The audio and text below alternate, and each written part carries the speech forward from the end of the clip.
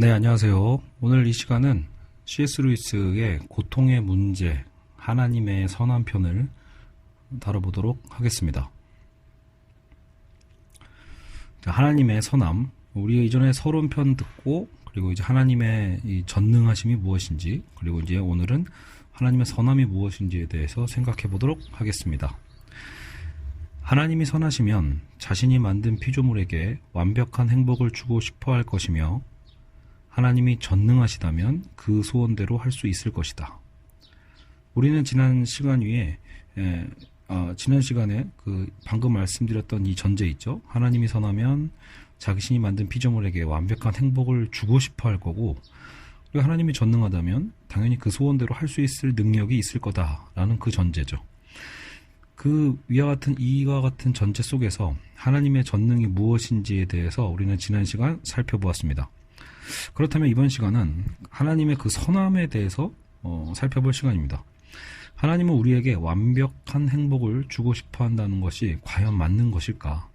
아까 하나님이 선하시면 자신이 만든 피조물에게 완벽한 행복을 주고 싶어 할 거다라고 했는데, 대체 그러면 우리에게 완벽한 행복을 주고 싶어 하는 것이 하나님의 뜻일까? 이런 고민을 한번 생각을 해봐야겠죠. 하나님의 선함에 대해 생각하다 보면, 그래서 우리는 아래와 같은 딜레마에 빠지곤 합니다. 다음과 같으니라고 해야겠죠. 이건 글이 아니니까. 자, 혹시 우리에게 선하게 보이는 게 하나님에게 선하지 않게 보이는 것은 아닐까? 즉, 우리의 관점과 하나님의 관점이 완전히 다른 것은 아닐까? 이런 의문이 들 수 있죠. 만약 우리에게 검게 보이는 게 그분에게는 흰 것이 된다면, 그저 그런 정도의 차이로 우리와 하나님이 다르다면, 그의 선함이라는 개념 자체가 무의미해집니다. 그렇죠? 우리에게 선하게 보이는 게 하나님에게 선하지 않게 보이는 정도의 차이라면 우리가 선하다라고 얘기하는 것 자체가 아무 의미가 없죠.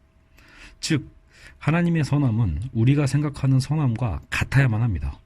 하나님 안에 전혀 알 수 없는 어떤 특질이 있다고 해도, 그죠?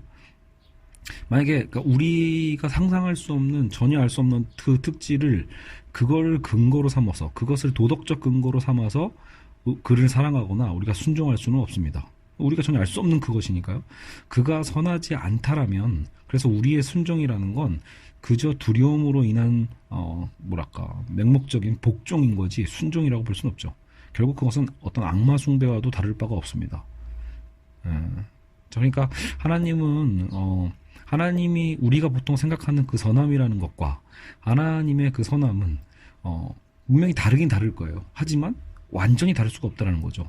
말 그대로 하얀 것과 검은색, 하얀색과 검은색, 그리고 우리의 선함이 하나님에게는 오히려 악함일 수도 있고, 이렇게 어떤 정반대 어떤 성향을 띠고 있다면 선함이라는 개념 자체가 의미가 없어지고, 그렇죠? 그리고 우리는 그렇다면 전혀 알 수 없는 어떤 하나님의 그 특질을 근거 삼아서 그를 사랑하거나 순종한다는 것 자체도 무의미하다라는 거죠.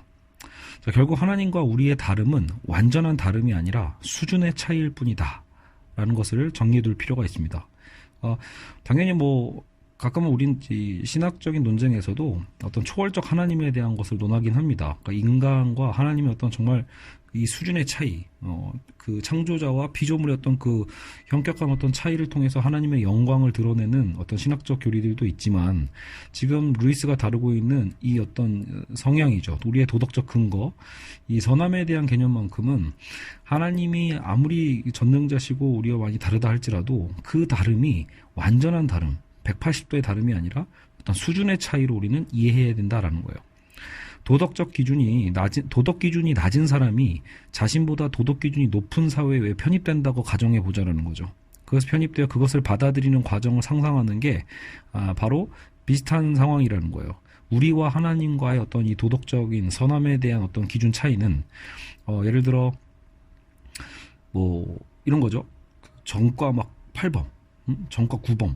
말 그대로 사회적으로 많은 무리를 일으켰던 사람이 어떤 그 신부님들의 공동체에 들어간다거나 어떤 종교 공동체 안에 들어갔을 때 도덕 기준이 낮은 사람이 자신보다 도덕 기준이 높은 사회에 편입되는 현상이잖아요.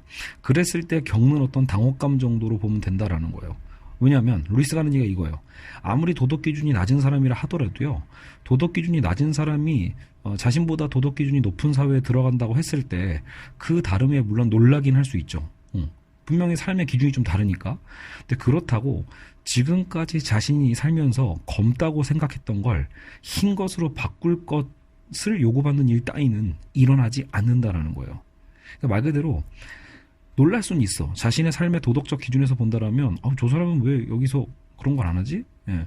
왜 저렇게 살지? 나는 나 같으면 그냥 나의 편의를 위해서 이렇게 했을 텐데 이 정도 때문에 놀랄 수는 있지만 사실 여러분 그렇게 예를 들어 사회적으로 도덕적인 어떤 그 규범 같은 걸 잘 지키지 않는 사람들도요 자신이 지키지 않는다는 걸 알고 있잖아요. 그러니까 자신이 나는 정말 옳은 일을 하고 있어라고 하는 게 아니라 내가 사실은 틀린 일을 하고 있지만 뭐 어때? 뭐 이런 정도의 어김이 있는 거죠. 우리가 보통 규범을 어긴다라는 건 그 정도입니다. 예를 들어 여러분 쓰레기를 길거리에 버리냐 안 버리냐에 대한 것도 마찬가지예요.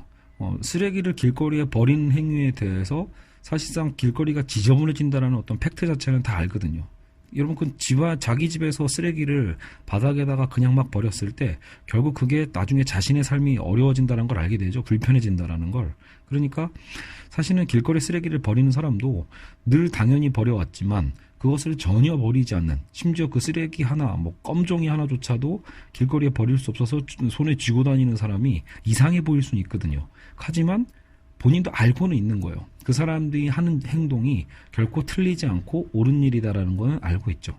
그래서 도덕적 기준이 낮은 사람이 높은 도덕적 사회에 들어갔다고 해서 자신의 가치 판단 자체를 완전히 뒤바꿔야 되는 그런 충격을 받는 건 아니라는 거예요. 그래서 새로운 도덕적 판단은 이전에 자신이 갖고 있던 걸 그래서 파기하는 게 아닙니다. 파기하는 게 아니라 오리라 기대되었던 주인처럼 다가오는 거다. 새로운 도덕적 판단이란 우리가 지금 하나님의 선함을 다루고 있잖아요. 그러니까 우리가 알게 되는 하나님의 어떤 이 새로운 도덕적 판단이라는 것도 완전히 새로워서 우리의 이전 것을 파기하는 게 아니라 오리라 기대되었던 주인처럼 다가옵니다. 하나님의 선함은 분명 우리의 개념과는 그래도 다릅니다. 그럼에도 자신의 도덕 기준의 파기를 강요받을까 두려워할 필요는 없다라는 거죠. 우리가 이전보다 더 낫다라는 뭐죠? 발음 이상해서 그런 거지만 더 나아간다, 더 좋다라는 거죠. 더 낫다는 수준으로 변해가는 것일 뿐이지, 그죠? 흰색과 검은색의 차이만큼은 아니며, 다만 이것도 좋은 비유예요. 완벽한 원이 있다라면 그 완벽한 원을 어린아이가 처음 그린 바퀴 그림의 어떤 그 차이로 생각해 보자라는 거죠. 그렇죠? 어린아이가 바퀴를 그린다고 딱 동그라미를 그렸지만 그 동그라미는 울퉁불퉁하겠죠. 그러니까 완벽한 원과 어쨌든 어린아이가 그린 그 동그라미와의 어떤 차이 정도로 보면 된다는 거예요. 아직 많이 부족한 동그라미지만 나아지겠죠. 그런 과정. 성경은 언제나 우리를 회개로 인도합니다. 근데 성경이 우리를 언제나 회개로 인도하는 어떤 그 기준을 보여주는 건데, 만약에 그 성경의 기준이 우리가 내면에 갖고 있는 기준과 전혀 다르다면 말이 되지 않습니다. 그리스도는 우리가 이미 가지고 있는 도덕적 판단에 호소하고 계시는 거지, 그죠? 말도 안 되는 거, 우리가 전혀 상상도 못했던 것에 대해서 예수님이 나타나서 뭐라고 도덕적 지적을 했다라면 사람들이 알아들을 일이 없죠. 그러니까 여러분 이런 거예요. 예수님이 나타나서 갑자기 너희 중에 누구도 죄 없는 자는 이 여성을 돌로 치라라고 했잖아요. 그 얘기는 건 뭐냐면 돌로 치지 말란 소리죠. 왜냐면 너희들 중에 죄가 없는 사람이 없으니까. 그러니까 만약에 거꾸로 예수님이 전혀 잘못도 안 한 사람에게 저 사람을 돌로 쳐라 이렇게 얘기하는 것을 우리는 상상할 수 없다라는 거예요. 결국은 우리가 갖고 있는 내면의 도덕적 판단에 호소하고 계시는 거다. 자, 하나님의 선함을 여기서 오늘 파트에서도 되게 중요한 부분입니다. 하나님의 선함이라는 것을 단순히 사랑이 많다는 걸로 생각하는 경우가 많은데, 여기서 우리는 이 루이스가 얘기하고 있는 이 친절함, 그러니까 카인드라고 하잖아요, 보통 영어로. 이 친절과 사랑을 구분해야 된다라고 합니다. 여러분 사실 우리가 친절이라는 단어도 평소에는 되게 의미 있고 좋은 단어로 생각을 하잖아요. 근데 이제 루이스는 어떤 생각을 하는 거냐면, 근데 이 친절과 사랑을 왜 구분해야 되냐면, 친절이라는 건 다른 사람이 자기보다 행복하길 바라는데, 문제는 어떤 식으로든 행복하기만을 바라는 마음이 사랑과 다르다는 거죠. 여기까지 들어도 여러분 무슨 말인지 잘 모를 거예요. 왜냐면 이제 대비를 해야지 구분이 가니까. 그러니까 루이스가 말하는 친절은 사실 어떤 식으로든 뭐예요? 어떤 수단과 방법을 가리지 않고도 행복하기만을 바라는 그 마음이 친절이다 라는 식으로 루이스가 정의를 하고 있는 거예요. 그래서 그게 사랑과 다르다라는 거죠. 사랑은 그 어떤 방법도 중시하거든요. 근데 친절이라는 건 방법과 태도와 상관없이 결과적으로 그냥 다른 사람이 행복하기만을 바라면 장땡이야 라는 어떤 그 마음을 얘기하는 거예요. 자, 이 정도 얘기했으면 살짝 이제 감이 오실 거예요. 자, 하나님의 친절을 기대하는 사람들은 우리가 무슨 짓을 해도, 자, 하나님의 친절을 기대하는 사람들은 우리가 무슨 짓을 해도 하나님이 우리한테 너만 행복하면 나는 괜찮다는 하나님을 상상하는 셈이라는 거예요. 그러니까 하나님의 친절만 기대하는 사람들. 보통 근데 우리가 그런 사람들 되게 많습니다. 사실 신앙적으로 나는 신앙생활을 합니다라고 하는 사람들도 사실상 본인이 바꿔가려고 하는 것보다 하나님이 무언가 나에게 잘해줬으면 좋겠다. 하나님은 나에게, 쉽게 얘기하면 이게 축복론이죠. 나에게 복을 주셨으면 좋겠다. 나의 행복만을 바라시는 분이었으면 좋겠다. 이렇게 생각하면서 보통 신앙생활을 한다라고 얘기하는 사람들도 많이 있습니다. 그래서 루이스의 여기 비유가 재밌는 게 하늘에 계신 우리 아버지라고 하잖아요. 그러니까 루이스가 생각하는 아버지는 사실 이렇게 마냥 인자한 아버지가 아니거든요. 사랑하는 아버지지, 우리를 사랑하는 아버지지 우리에게 친절하기만 한 아버지는 아니에요. 그래서 하늘에 계신 아버지가 아닌 하늘에 계신 할아버지의 이미지를 우리는 막 생각한다라는 거예요. 그러니까 여러분 할아버지 하면 뭐가 떠올라요? 막 인자한 할아버지, 무서운 할아버지 말고요. KFC 할아버지의 어떤 이미지 같은 거죠. 마냥 인자하고 마냥 손주에게 맛있는 것만 주고 손주가 뭐 달라고 하면 다 해주는 그런 거죠. 그러니까 그런 하늘에 계신 아버지의 이미지가 아니라 어떤 하늘에 계신 할아버지의 이미지 마냥 인자한 할아버지를 상상하고 하는 게 바로 우리라는 거죠. 근데 이제 루이스는 그래서 사랑을 이제 대비해서 다시 정의를 합니다. 친절이 마냥 어떤 방법으로든 그 상대방이 그냥 행복하기만 했으면 좋겠다라는 사실상 어떤 무책임한 태도일 수 있죠. 근데 사랑이라는 건 친절보다 단호하고 탁월하다. 사랑 안에 친절이 포함될 수는 있지만 사랑과 친절이 결코 동일선상은 아니다. 사랑과 분리된 친절은 그 대상에게 근본적 관심을 갖는 것이 아니며, 아까 친절은 뭐였죠? 그 대상 그 자체에 근본적 관심을 갖는 게 아니라 사실상 자칫 대상을 경멸하는 사태까지 초래할 수도 있는 사실 위험한 부분입니다. 단순한 친절이 이런 거, 사랑과 분리된 친절의 위험성이에요. 그러니까요. 우리는 친절하더라도요, 사랑이라는 틀 안에서 친절해야 되는데, 사랑의 어떤 이 엄밀함, 더 단호한 것을 벗어나는 친절은, 즉 단순한 친절은 고통을 면하게 할 수만 있다면 그 대상이 선해지든 악해지든 상관하지 않는다는 게 문제라는 거예요. 응성만 부리면서 자라는 자식은 서자이지, 정작 가문의 전통을 이어갈 적자는 징계를 받으면서 자라죠. 정작 무조건 행복하기를 바라는 대상은 우리와 별 상관이 없는 사람들에 결국 한정되는 셈이에요. 우리는 정말 사랑하는 연인과 자녀에게는 엄격한 태도를 갖고는 하죠. 왜냐하면 내가 정말 사랑하는 연인이고 내가 정말 사랑하는 자녀라면 그들이 비열한 방식으로 행복해지는 것을 우리는 바라진 않는다는 거예요.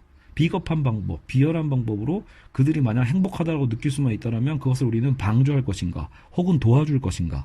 차라리 우리는 그들에게 어느 정도의 고통과 고난을 차라리 선사하더라도, 허락하더라도 그들이 그 고통을 통해서 진정한 어떤 정의를 실현하기를 바라는 것, 그게 오히려 사랑이죠. 굉장히 중요한 부분입니다. 사실 여러분 이거는 자녀를 키우시는 일단 분들이라면 누구나 동의하실 거예요.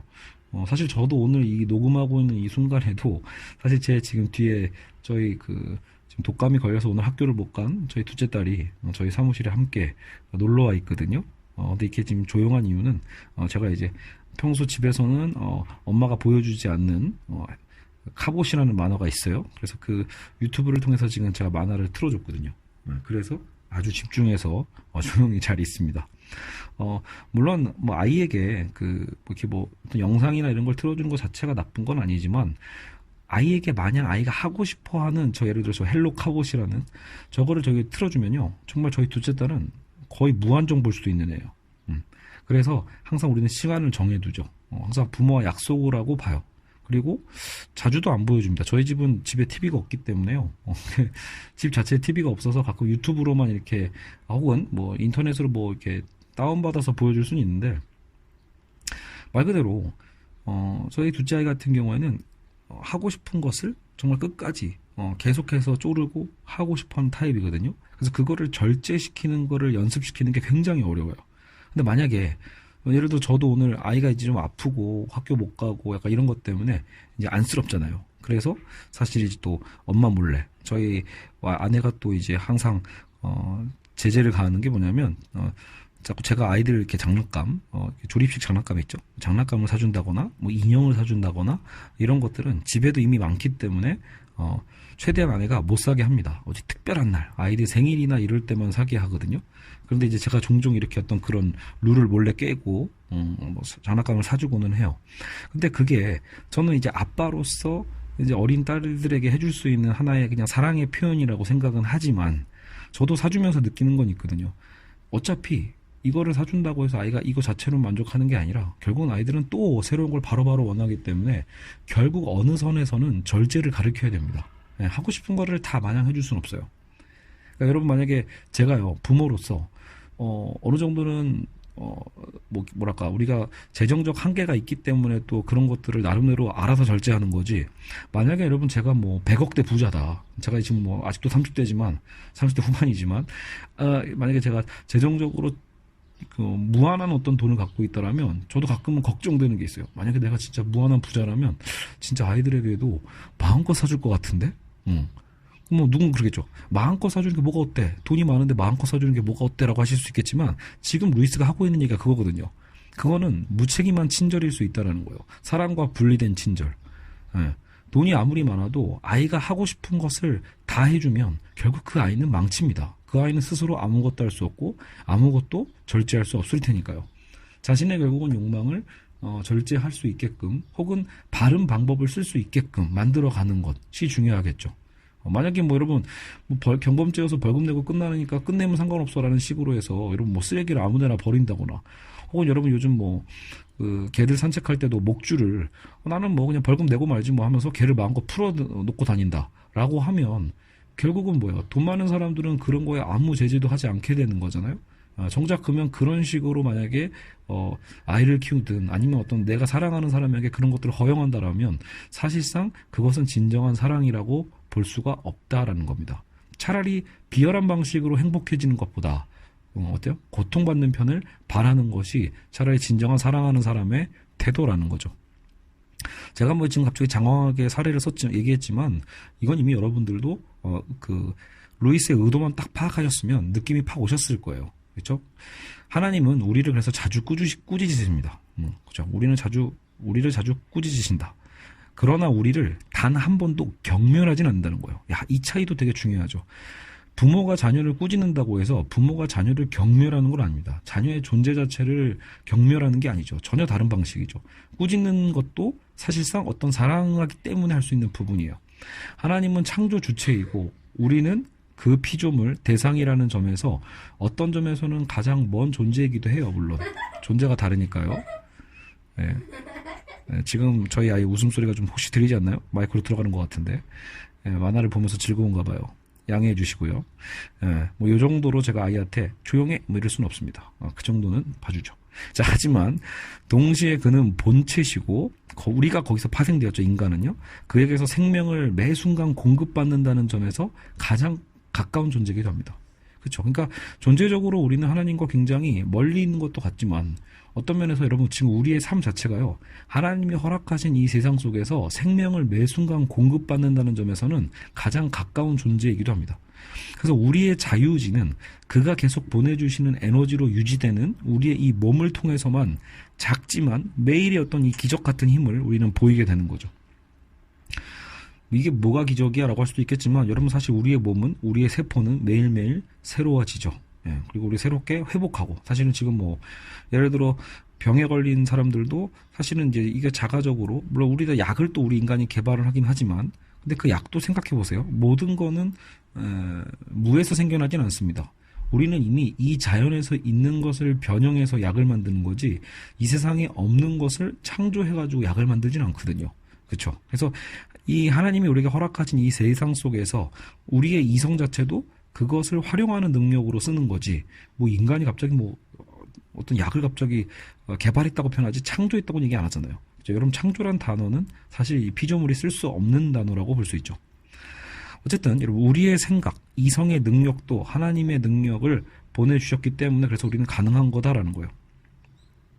결국 이러한 관계는 이제 우리 하나님과 우리와의 관계를 이제 루이스는 세 가지 어떤 유비를 통해서 보여주고 있습니다.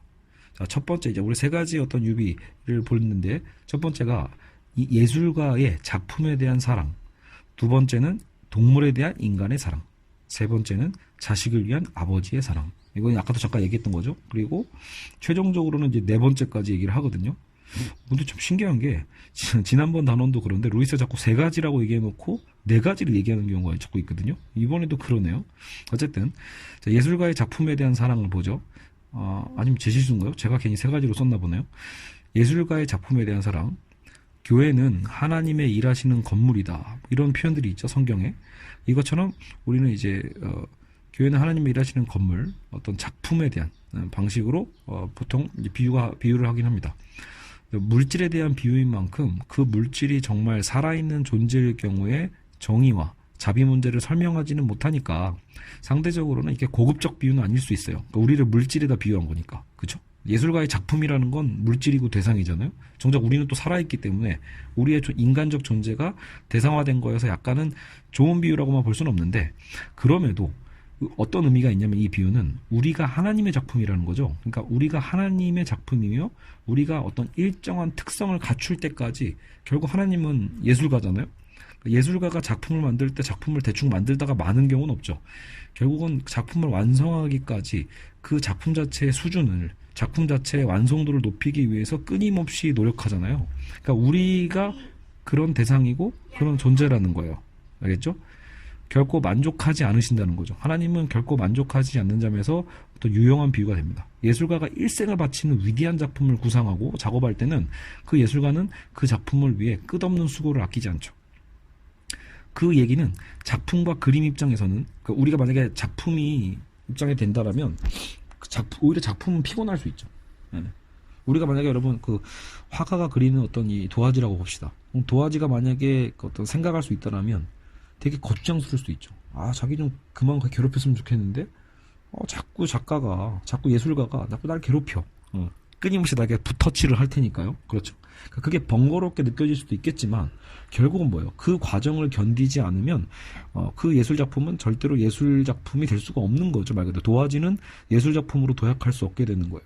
그러니까 우리도 마찬가지라는 거죠. 예술가의 작품에 대한 이 사랑에 대한 비유는 사실 하나님이 우리를 작품으로서 계속 빚어가시는 과정이라는 거예요. 그런데 그걸 우리가 귀찮답시고 제발 좀 내비둬라. 지금 우리는 이 상태로 충분하다라고 말하는 건 사실상 하나님이 우리를 덜 사랑해 주시길 바라는 어떤 모순적 태도가 됩니다. 그죠? 맨날 우리는 사실 종교 자체가 여러분 생각해보면 그 기독교뿐만이 아니라 우리가 고등 종교에 대한 얘기도 했지만 결국 무언가를 또 바라는 거란 말이에요. 근데 그런 부분에 대해서 끊임없이 요구하면서도 정작 또 덜 사랑하기를 바란다라는 건 굉장히 모순적이죠. 그죠? 그리고 두 번째 비유입니다. 이제 동물에 대한 인간의 사랑. 성경에서 보면 우리는 그의 양, 그죠? 또 예수님은 목자, 뭐 이렇게 비유도 많이 하잖아요. 인간은 자신을 위해서 여러분 이제 개와 교제한다. 이제 개에 대한 비유를 루이스가 종종 드는데, 우리가 강아지를 키우잖아요. 개라는 종 자체는 사실상 이런 그 개 자체를 위해서 우리는 키운다라는 사람은요, 그게 거짓말입니다. 그러니까 우리는 동물이 너무 불쌍해서 동물 그 자체를 사랑하는 거야. 이렇게 얘기하시는 분들은 다시 돌이켜 보세요. 그건 기만이죠. 왜냐하면 애초에 여러분 우리가 개를 왜 좋아해요? 귀여우니까. 그리고 개가 인간을 잘 따르니까 좋은 거잖아요. 그러니까 루이스가 얘기를 하는 거예요. 인간은 자신을 위해서 개와 교제하는 거다. 즉 자신이 개를 사랑하려고, 우리가 개를 사랑하려고 개를 길들이는 거죠. 우리한테 길들이는 거지, 개가 자신을 사랑하도록 길들이는 건 아니라는 거죠. 그죠? 그래서 우리가 개를 사랑하려고 하는 거지 개가 우리를 사랑하게 만드는 그 목적이 아니라는 거예요. 물론 이제 우리가 그 과정 속에서 개가 우리를 따르게 만들려고 하는 거죠. 근데 개가 진정으로 우리를 사랑한다라는 표현은 약간 이상한 거거든요. 물론 주인이 개를 사랑하려는 유일한 목적이 성취되려면 그 과정에서 개 역시 나름의 방식으로 주인을 사랑할 수 있고, 근데 우리가 그 사랑인지 알 수 없지만 주인도 또 다른 방식으로 개에게 봉사는 해야 되죠. 그 과정 속에서. 근데 개는 인간의 기준에서 이성 없는 피조물 중 가장 훌륭한 피조물인 건 맞다라는 거예요. 루이스도요. 정말 대단한 피조물이라는 거예요. 인간의 기준에서요. 이성이 없는 그 피조물들 중에 이제 이 자연 속에서 이 생물체 중에서 이 개라는 피조물은 정말 특이한 부분이 있죠. 인간은 개에게, 그래서 우리는 간섭하는 거예요. 우리는 개에게 간섭해서요. 자연 상태에 있을 때보다 더 사랑스러운 존재로 만들어내고 있는 겁니다. 이런 만약에 가끔 우리 그런 사람들도 있죠. 개를 훈련시키는 거에 대해서 예전에 저도 그 동물농장이나 이런 거 보니까 개가 진짜 말 안 듣고 사람을 막 물어. 그러니까 이제 키우기가 힘들잖아요, 집에서. 그래서 이제 솔루션을 신청했겠죠. 근데 거기에서 개를 키우는 그 개 주인이 하는 얘기가 뭐냐면, 그러니까 왜 훈련을 시키지 않았냐고 했을 때, 기본적으로 개를 키우는 사람은 다 훈련시키거든요. 왜 훈련을 시키지 않았냐고 했더니, 이게 훈련이 왠지 얘를 갖고 노는 것 같은 느낌 때문에 그럴 수 없었다라는 거예요. 무슨 얘기죠? 그러니까 개 자체를 뭔가 우리가 이렇게 음식을 통해서 음식을 주면서 개 훈련의 핵심은 여러분 그 사료잖아요. 간식을 줘가면서 그 이런 뭐 스키너의 심리학 배우신 분은 알겠지만 조작적 조건 형성 이런 거예요. 그러니까 어쨌든 어떤 상황을 조작해서 그 조건을 맞춰주면 딱딱딱 반응할 수 있게끔 만들어주는 게 여러분 이 개 훈련의 핵심이거든요. 근데 그 주인은 개를 오히려 목적 그 자체로 두려고 한 것 같아. 인간적으로. 그러니까 사람을 여러분 왜 음식으로 길들이면 왠지 이상해 보이는 것처럼 개를 그렇게 할 수는 없다라고 생각했는 건데 실제로 그때 개 훈련사가 그거에 대해서도 지적을 해줬거든요. 왜냐면 당연한 거죠. 여러분 개를 그렇게 생각하는 것 자체가 난센스인 거죠. 마치 개에게 인간의 이성이 있고 영혼이 있는 것처럼 생각하면서 바라는 건 그게 이제 인간이 개를 너무 사랑하다 보면 그렇게 우리가 감정을 이입한 거지 개 자체가 그런 건 아니거든요. 그래서 우리는 오히려 개에게 간섭을 해야 돼요. 왜냐면 개를 여러분 자연 상태로 내비둬 봅시다. 그러니까 아까 그 개 주인이 왜 모순이냐면 정말로 그렇게 그럼 개의 자연스러움이 더 중요했다라면 개를 키우질 말았어야죠. 그럼 개를 그냥 자연에 풀어주는 게 제일 좋죠. 저 산속에다가 개를 풀어두세요. 그죠? 근데 우리는 알고 있죠. 개를 산속에다가 풀어두면 오히려 위험해진다는 거. 개의 야생성이 생길진 잘 모르겠지만 고양이는 혼자도 잘 살잖아요. 어쨌든 개가 자연 속으로 돌아가게 되면 확실한 건 뭐죠? 여러분 털 막 엉키죠. 제대로 손질 안 되죠. 그리고 좀 위험해지죠. 별의별 부작용이 생긴다라는 거예요. 그러니까 사실상 여러분 이미 개는요 문화적인 거죠. 문화적으로 이미 인간에게 사랑받기 위해서 어쨌든 존재하고 있는 같이 공생하고 있는 피조물일 수 있어요. 하지만 그게 인간과 동등한 관점이라기보다는 오히려 우리가 개에게 개입을 해서 개를 사랑할 수 있을 정도의 그런 존재로 우리가 바꿔주고 있는 거죠. 그래서 훈련을 통해서 개는 변화되는 거예요. 그래서 만약에 여러분 그 자연 상태의 인간의 훈련에 의해 변화되는 그 강아지 입장에서도 물론 가끔은 모르죠. 번거롭고 짜증날 수도 있을지도 몰라요. 하지만 그래서 우리 인간의 선함도 의심할 수도 있겠죠. 그 강아지 입장에서 저 주인놈의 새끼가 왜 이렇게 나를 이렇게 괴롭히지? 왜 이렇게 나를 번거롭게 하는 거지? 과연 선하긴 한 걸까? 이런 의심 말이죠. 우리가 하나님에 대해 의심하듯이. 근데 우리가 하나님의 선함을 의심하듯이 하지만 그러나 그 개가 만약에 충분히 사랑스러워지고 그리고 이제 그랬을 때 더더욱이 인간과 함께 죽을 때까지 오히려 행복하게 살아갈 수 있는 가능성이 더 커지는 거거든요. 그런 단계에 이루어지게 된다면 그때는 그 개도 그 수준에 이르게 됐을 때는 그런 의심은 이제 하지 않게 되겠죠. 전적인 신뢰 있잖아요. 확실히 키우는 개들이 그 주인을 전적으로 신뢰하게 됐을 때 주인의 마음과 생각을 읽으려고 노력하는 게 확실히 보이거든요. 그렇게 서로가 신뢰하면서 죽을 때까지 함께 갈 수 있게 되는 거죠. 그렇게 개가 변화되어 가는 과정을 루이스는 우리와 하나님의 어떤 관계에서도 비유로 들고 있는 거예요.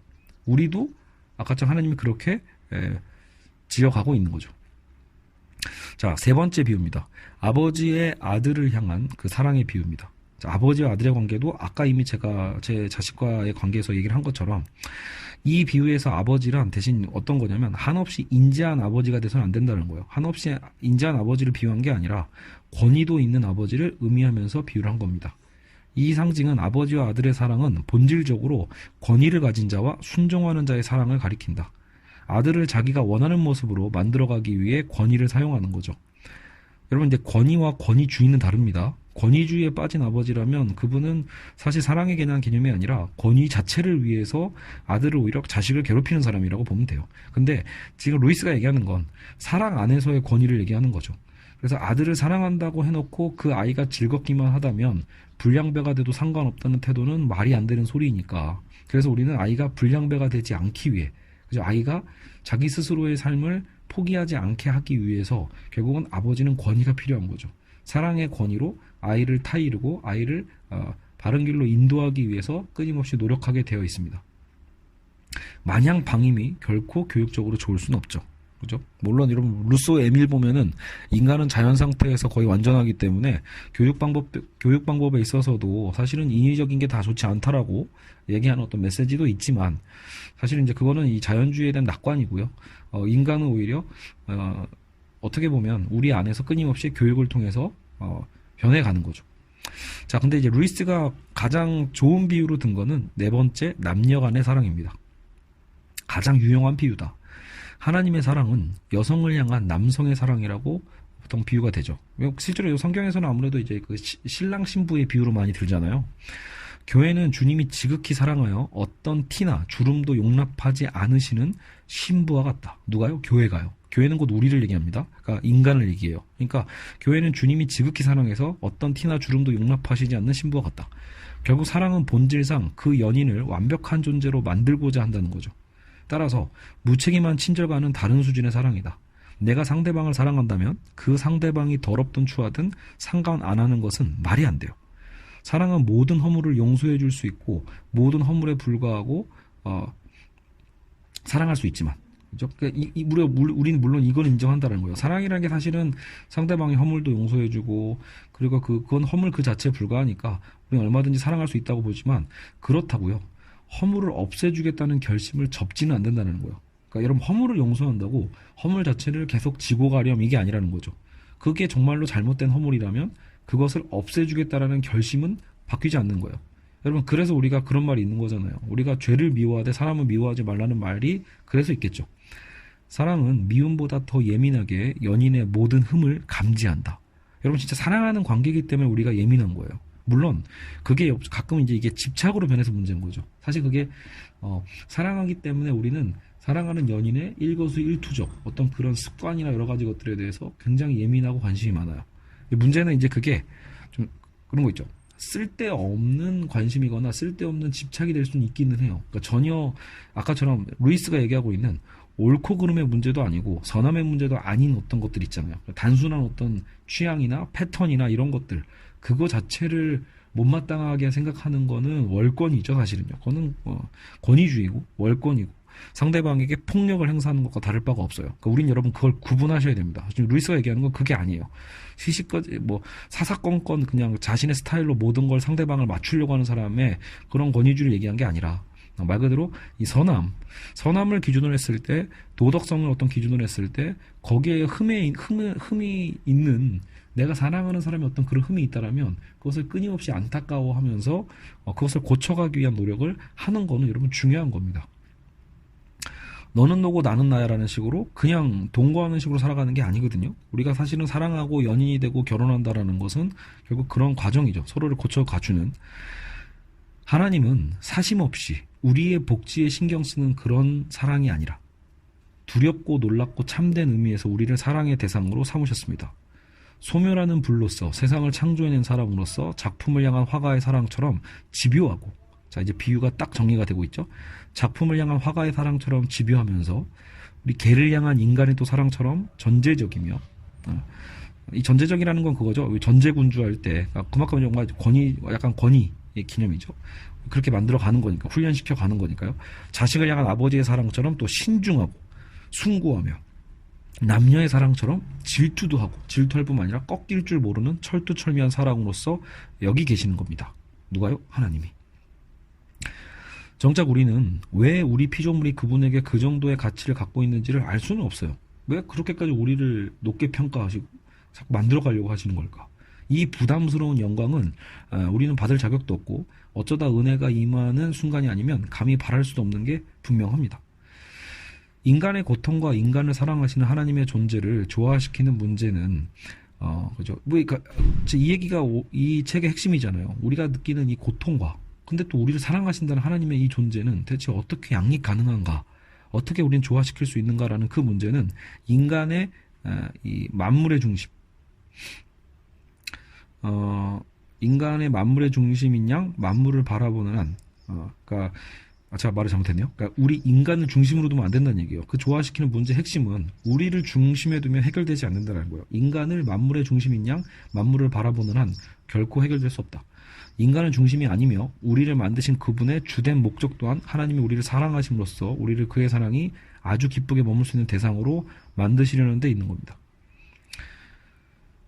즉 우리를 이 수준에서 내버려 두라고 요구하는 것, 이 수준에 만족하라고 하는 것은 하나님께 하나님의 길을 그만두시고 두시라고 우리가 함부로 요구하는 것과 같다라는 거예요. 제발 우리를 내버려 두세요. 이 수준에 나에게 그냥 만족하세요 라고 말하는 건 하나님에게 당신은 이제 하나님 하지 마세요 라고 말하는 것과 다를 바가 없다라는 거죠. 지금 우리가 행복이라고 부르는 건 하나님이 계획한 주된 목적지가 아니에요. 하나님이 계획하신 주된 목적지는 아니다. 그러니까 우리가 현재 느끼는 행복 그 이상을 우리는 바라야 돼요. 우리의 진정한 행복은 우리가 그분이 거리낌 없이 사랑하실 수 있는 그 존재의 수준이 되었을 때만 가능할 거예요. 그래서 그걸 기대하라라는 거죠. 어떻게 보면 루이스는요. 우리가 느끼는 난 지금도 행복해라고 하지만 그 행복은 하나님 수준에서의 행복이 아니라는 거예요. 하나님이 우리에게 원하시는 행복은 오히려 우리가 멋대로 행복하게 느껴지면서 막 그 남에게 상처를 입히는 그런 행복이 아니라, 그런 이기적 행복이 아니라 어떤 그 궁극적 수준의 행복으로 만들어 가시는 거죠. 자, 한편 이제 이런 반론을 한번 제기하고 있어요. 이러한 하나님의 사랑의 방법에 대해 이기적인 사랑이 아니냐고 반박할 수 있다는 거죠.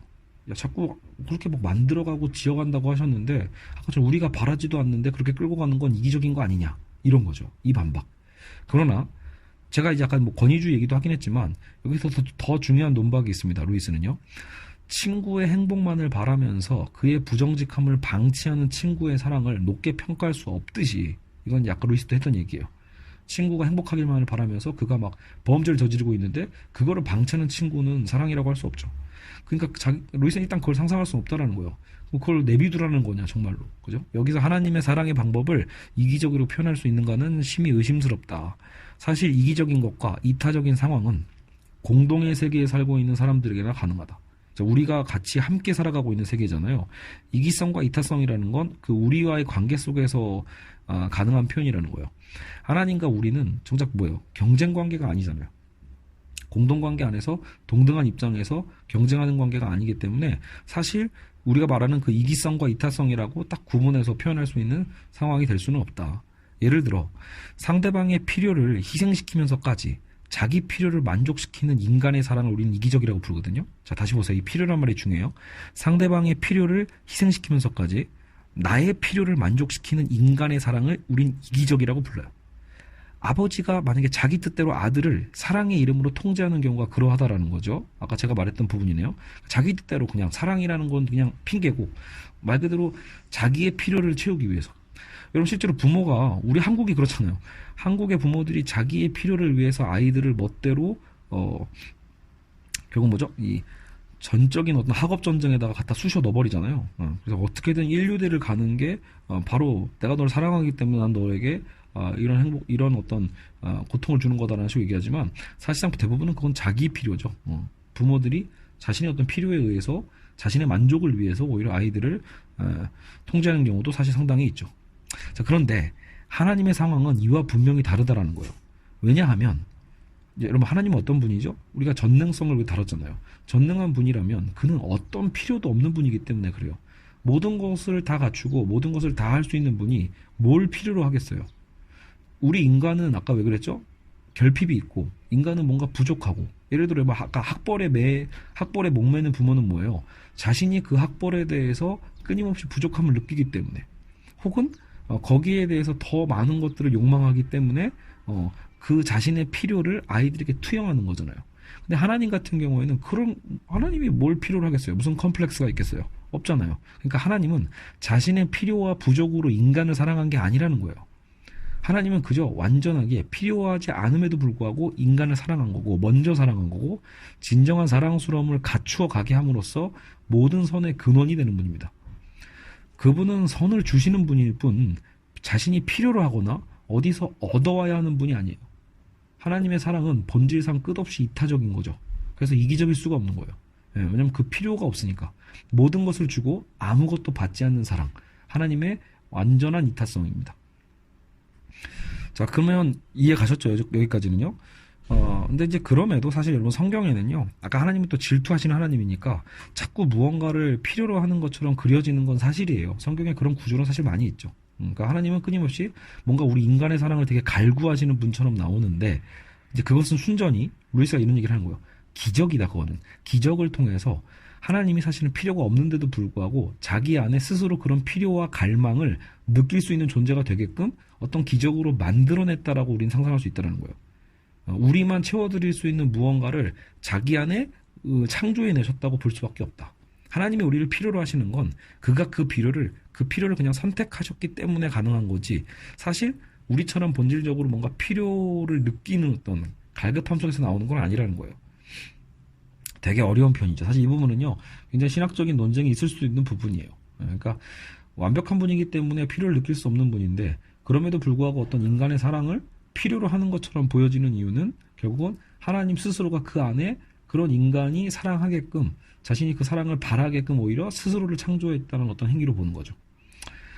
사랑할 줄 아는 것은 우리에게 좋은 것이고, 하나님을 사랑한다는 건 결국 우리에게 최고로 좋은 일이죠. 그럼에도 우리는 우리가 먼저 그를 구하거나 하나님이 우리의 필요에 따라야 한다고 생각하면 안 됩니다. 우리는 피조물이고 주체에 반응하는 자입니다. 우리는 주체에 반응하는 객체이고 빛에 반응하는 거울과 같습니다. 즉 우리는 주도하는 것이 아니라 반응하는 것이 가장 고귀한 활동이죠. 인간에게는 오직 좀 더 나은 반응을 할 것인가, 못한 반응을 할 것인가에 선택할 자유밖에 없습니다. 그러니까 결국 우리의 핵심은 반응이라는 거죠. 우리가 주도하는 삶이 아니라 우리가 사실은 그런 하나님의 뜻에 반응하는 자고, 단지 그 반응을 선택할 수 있을 뿐이에요. 좀 더 나은 반응을 할 것인가, 못한 반응을 할 것인가, 우리는 그것을 선택할 자유밖에 없다. 하나님은 이기적인 사랑이라고 부르는 첫 번째 조건인 천성적인 필요나 열정이 아까 필요 없다고 얘기를 했죠. 그분이 먼저 사랑하신다. 한편 아들에 대한 아버지의 사랑에 있어서 분리된 별개의 존재이기에 아버지의 요구가 잘못될 수도 있다는 우려 또한 하나님에게는 통하지 않는다. 이건 무슨 말이냐면, 여러분, 우리가 아버지가 아들을 위해서 사랑한다는 게 진실이라고 칩시다. 아버지의 어떤 필요나 욕망이 아니라 정말 그냥 아빠가 아들을 위해서 정말 사랑하는데, 문제는 아들이라는 존재 자체는 또 독립적 주체이기 때문에 아버지가 정말로 그 아이의 상황 모든 것을 다 알 수는 없잖아요. 별개의 존재이기 때문에 정작 아버지의 요구가 잘못될 수도 있지 않냐라는 우려가 있을 수 있어요. 근데 그 비유상 그럴 수는 있는데, 하나님은 모든 것을 아시기 때문에 그런 실수와 위험은 없다라는 거예요.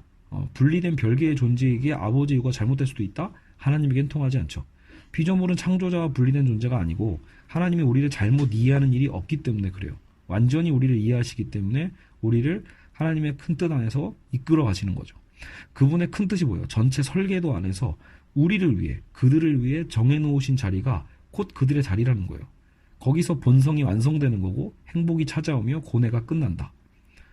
얼핏 듣기에는 연인의 소리가 아니라 전제군주의 소리처럼 들리는 하나님의 이 요구는 사실 우리 자신이 무엇을 원하는지 알기만 한다면 정말 가고 싶어할 곳으로 우리를 안내해주는 소리이다. 그러니까 사실 여러분, 우리가 이제 자유에 대한, 근대 사상 이후로 자유에 대한 가치를 연구를 많이 하다 보면 결국 우린 이런 얘기도 하게 되죠. 설령 그것이 우리에게 아무리 좋은 곳이라더라도 그것을 내가 가기 싫은데 억지로 가게 하는 건 폭력이다. 이렇게까지 우리는 얘기를 하거든요. 그죠? 다만 아마도 저는, 그러니까 인간과 인간의 관계에선 그럴 수 있다고 봐요. 그러니까 야, 이게 너에게 좋은 길이야라고 생각하지만 그거조차도 가기 싫어하는 걸 강제로 끌고 가는 거는 폭력적일 수 있다는 건 우리가 살아가는 현실 사회에서는 뭐 가능한 얘기입니다. 하지만 루이스는 확신하고 얘기를 하는 것 같아요. 그러니까 하나님이 결국은 우리를 강제로라도 그쪽으로 끌고 가시는 것 같지만, 그죠? 우리를 끊임없이, 근데 여기서 이 강제성도 중요한 게요. 하나님의 방법이 그렇다고요. 막 우리가 막 원하는 길로 안 간다고 갑자기 벼락을 머리에 내리고 막 없는 암을 막 갑자기 만들어내시고 이러진 않는다라는 거예요. 이 사실은. 그러니까 굉장히 기다리시는 분이죠. 하나님은 결국은 우리의 자유의지를 어느 정도는 믿으십니다. 그러니까 우리가 결국 하나님이 원하시는 그 길로 가는 과정에서도 분명히 우리는 내가 끌려갔다 이렇게 생각하는 게 아니라 나는 어떤 폭력의 피해자야 이게 아니라 결국은요, 여러분의 선택을 통해서 그 길로 가게끔 만드시는 분이라는 거예요. 최종적으로 우리가 가야 될 곳은 정해져 있으니까 결국은 그것은 결정론 아니냐라는 반박이 있을 수 있겠죠. 하지만 정작 그것을 순간순간 살아가는 우리 피조물의 입장에서는요, 그렇게 큰 게 못 보거든요. 절대 그렇게 큰 그림 속에서 볼 수 없기 때문에 결국 우리는 최종적으로 우리가 철저하게 내 자유의지로 선택했다고 생각했지만 그 자유의지의 선택 자체가 하나님의 선함과 하나님의 뜻에 맞춰가는 삶으로 가까워지는 그 길이다라는 거예요. 그렇죠? 물론 굉장히 어려운 부분입니다. 자유의지와 결정론의 부분이니까요. 사실 기독교 교리에서 가장 어려운 부분이라고 저는 생각을 합니다. 자, 그래서 우리는 하나님이 정해주신 그 길, 그 설계도 안에 그들의 정해놓은 자리, 그들의 자리로 가고 있습니다. 엎드려 예배하고 순종할 것을 요구하시죠. 이것도 우리가 가끔 이렇게 생각해요. 아, 그걸 필요로 하시나 보다. 하나님은 우리의 예배를 되게 받고 싶어 하셔. 예배가 없으면 어딘가 결핍이 생기시나 봐. 이렇게 생각하는 건 아까 우리가 논증을 한 것처럼 안 맞죠? 그래서 루이스가 하는 얘기도 그것이 하나님께 무슨 선이 되는가? 우리가 예배하고 순종하는 게 하나님에게 무슨 선이 되는가? 정신병자가 여러분 보세요. 정신병자가 어둠이라고 벽에다가 막 휘갈겨 쓴다고 태양이 꺼지나요? 아니거든요. 인간이 예배하지 않는다고 하나님의 영광이 1도 감소하지는 않습니다. 조금도 감소하지 않아요. 우리가 여러분 뭐 교회 안 간다고 해서 예배하지 않는다고 해서 하나님의 영광이 감소되는 건 아니다. 그러나 하나님은 우리의 선을 바라시는데 우리의 선은 바로 하나님을 사랑하는 것에 있기 때문에 예배를 요구하시는 거라는 거예요. 이해하셨나요? 그러니까 하나님은 우리가 선하게 되길 바라시잖아요. 근데 우리가 선하게 되는 그 방법이 하나님을 사랑하는 거고, 근데 하나님을 사랑하려면 어떻게 해야 돼요? 그를 알아야 되죠. 그를 알고 나면 우리가 자연스럽게 엎드려질 수밖에 없는 거예요. 예배는 여러분 사실상 강제가 아니라는 거죠. 교회에서 우리가 말하는 어떤 신앙활동이라는 건 뭐 강제적으로 죽을 상하면서 끌고 가고 이게 아니라 사실 우리는 하나님을 알아가는 과정에서 자연스럽게 그 신의 영광 앞에 엎드려질 수밖에 없는 거예요. 그런데도 우리가 엎드려지지 않는다면 그것은 우리가 사랑하고자 애쓰는 대상이 하나님의 아니라는 뜻이기도 합니다. 그래서 보통 이 주의성수라고도 표현하지만 신에게 예배를 드리는 이 형식과 과정에 대한 것들은 사실 우리를 위한 거지 하나님을 위한 게 또 아니라는 역설이에요. 어떻게 보면 자연스러운 반응인 것 뿐이죠. 한편 하나님은 우리를 엎드리는 자리로만 부르신 것이 아니다. 우리의 현재 바람을 훨씬 뛰어넘는 그 자리, 신의 속성에 참여하며 신의 생명에 그죠? 그래 그 신의 생명을 어떤 반사하는 자라고 그 자리로 부르십니다. 그리스도로 오디브라라는 그 메시지가 있잖아요. 우리는 작은 예수가 되는 거거든요. 그러니까 하나님이 우리를 부르신 자리는요, 사실상 예배자의 자리로만 부른 게 아니라 그 수준을 뛰어넘는 작은 예수로서도 부른다는 거죠. 그래서 신의 속성에 참여하고 신의 생명을 반사하는 그 자리로 부르시는 겁니다. 하나님은 우리가 좋든 싫든 우리에게 필요한 것을 주십니다. 그의 너무 많은 사랑에 우리는 당황하고 부담스러워할 수도 있겠지만 그래도 하나님은 그것을 우리에게 주시죠. 하나님은 모든 피조물의 유일한 선이에요. 여러분 다양한 선이 있는 게 아닙니다. 유일한 선이 하나님이죠. 거기서 우리가 선함을 알고 있는 거예요. 그래서 여러분 기독교인이 아닌 사람들도 그 선에 대한 과정을 알 수밖에 없는 거는 사실 이 하나님의 선함에서 창출된 이 인류 안에 있는 하나의 어떤 도덕법이겠죠. 그렇죠? 그래서 우리는 하나님을 실현하되 자기 본성에 맞는 종류와 수준으로 자신의 선을 발견해야 합니다. 자, 선은 유일하게 하나님밖에 없지만 수준은 다 다르거든요. 자기 본성에 맞는 그 종류와 수준으로 자신의 선을 우리는 그래서 발견해 가요. 그 수준이 다양할 수는 있어도 선은 오직 그에게만 나옵니다. 다른 선은 없습니다. 하나님은 자신에게 있는 것을 주십니다. 없는 것을 주시지 않아요. 하나님이 될 것인가? 비참한 존재가 될 것인가? 아니면 피조물의 자리에서 하나님의 선함에 반응함으로써 그의 선함을 공유하며 그를 닮은 존재가 될 것이냐. 이 세 가지 선택 중에 우리는 한 가지를 선택해야만 합니다. 그렇죠? 하나님이 될 것인가는 사실 아담이 했다가 실패했었죠. 그러니까 하나님이 될 것이냐 아니면 비참한 존재가 될 것이냐. 우리가 해야 될 길은 사실은 이 피조물의 자리를 인정하되 하나님의 선함에 반응함으로써 그의 선함을 공유하고 그를 닮은 존재가 되어가는 것일 겁니다. 그리고 거기서 우리는 마치 우리가 뭔가 진 것 같고 끌려간 것 같고 결정론적으로 뭔가 정해진 자리 같아서 굴욕적인 것 같지만 사실 그것은 우리의 이성의 한계, 생각의 한계일 뿐이고 우리에게 가장 좋은 것을 주시려고 하는 그분의 길에 순종하는 길이 역설적으로 가장 우리의 자유를 확장하는 길이라는 그 역설, 혹은 그 변증적인 것, 그 변증법적인 어떤 이 논리를 우리는 이해해야 할 것입니다. 자, 오늘은 하나님의 선한 편을 다뤄봤습니다. 자, 이제 하나님의 선함을 다뤘기 때문에 이제 다음 시간에는 하나님의 전능, 하나님의 선함을 다뤘기 때문에 이제 인간으로 가야겠죠. 그래서 그럼 하나님의 전능과 선함에 비춰봤을 때 인간의 그 악함과 타락은 무엇인지를 이제 우리는 다음 시간과 그 다음 시간에 다뤄보도록 하겠습니다. 네, 오늘도 수업 듣느라 고생 많으셨습니다. 다음 시간에 뵙겠습니다.